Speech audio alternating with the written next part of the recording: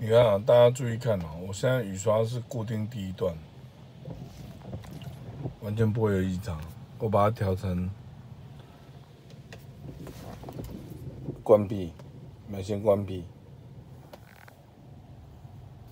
那我用手按，有没有？最开始会有异音。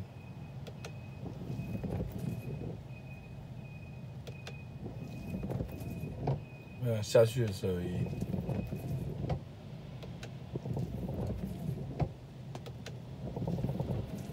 开始跳的声音。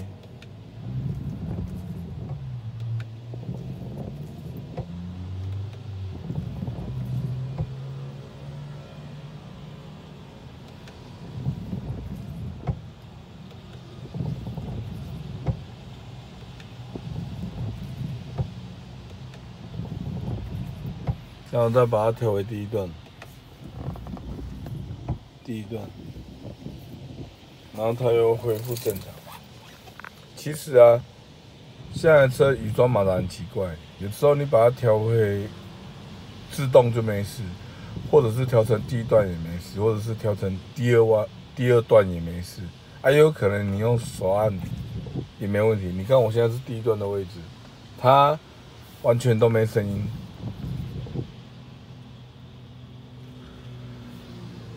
有可能它雨刷马达的那个转速啊，或者是它的压力啊、电压，会影响雨刷的作动。这是我唯一能够解释的一个方式。因为我现在开自动，它完全没声音，然后我又开成手动，来关闭，然后我用成手动，你看哦，我这边手压，手压，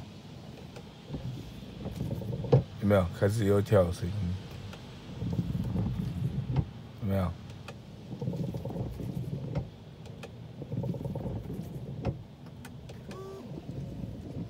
我刚才按到喷水了。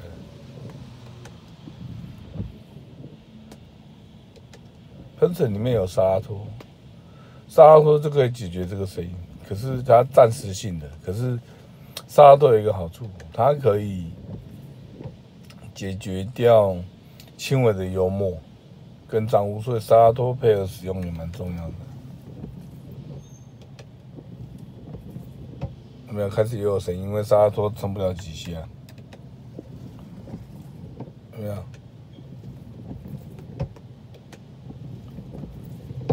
有没有开始有声音？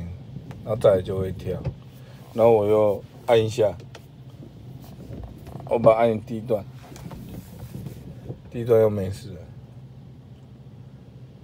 反正你就找到一段没声音的，正常是这样。然后再来就是你玻璃一定要除油墨，除完油墨再来就搭配沙拉托，再来就按照我的方式，一定不会有问题。